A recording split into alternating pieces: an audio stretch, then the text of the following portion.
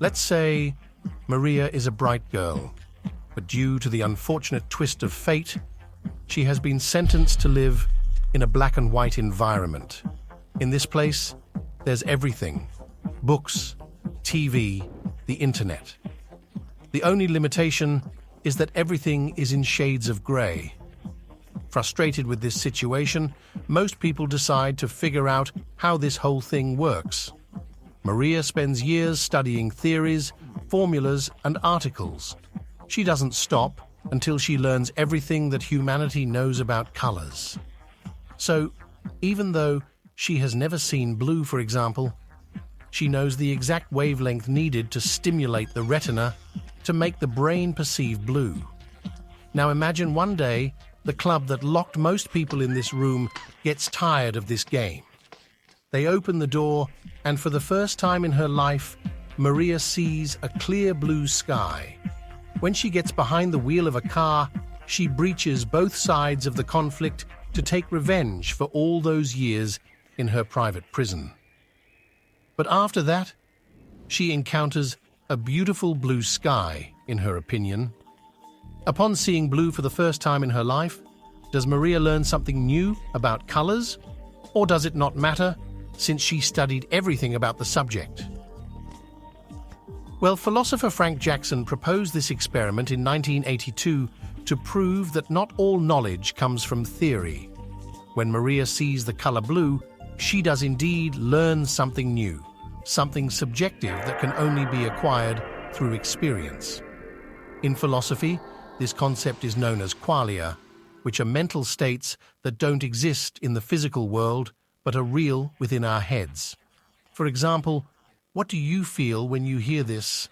If I were to summarize, I'd say I feel nostalgia, but it seems unfair because it's so much more than that. It brings back memories of simpler times and at the same time makes me miss friends I no longer have, so I can try to describe what I feel, and you might even identify with it, but in the end, feelings are entirely individual. One of the traps of depression and many other emotional imbalances is when we stop talking about a feeling because it's hard to put into words and it feels like nobody will understand. It's a justifiable fear because indeed some people won't understand and some may even judge. When that judgment comes from someone dear, like a parent or a friend, it's hard to ignore because it's an opinion we respect. But here's the thing. It doesn't matter how much someone thinks they know. Philosophy and neuroscience confirm that the infinity of your feelings defies any understanding. Only you know what you feel. That's why it doesn't make sense to think your suffering isn't significant enough to be concerned about. It assumes there's a reference point to compare your feelings to someone else's, and that's not the only way to know what you feel. It's inside you, and that's precisely why you should take it seriously. Lovely people, this video turned out shorter than intended. Let me explain what happened. The theme was supposed to be how to deal with feelings we can't express. You know that feeling when something is wrong, but you can't quite put your finger on it. You end up keeping it to yourself. However, the big irony is that sometimes I want to talk about mental health while dealing with my own mental health. This was one of those cases. I spent weeks trying to film the second half of this video, and I simply couldn't.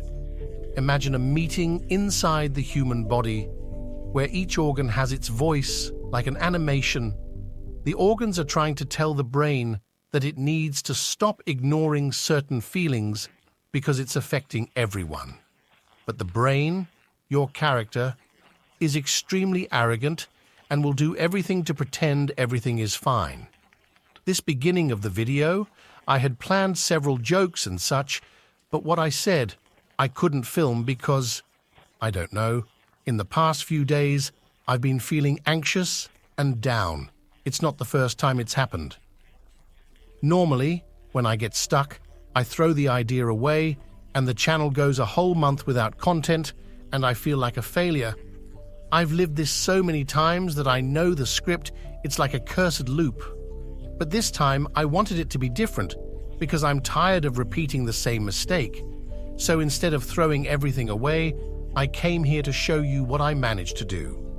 I'm sorry if it's a shallow, confusing video. The original script was over 10 minutes long, so I couldn't even say half of what I wanted to. I'm trying to learn to deal with perfectionism. So thank you very much for watching, even though it ended up incomplete.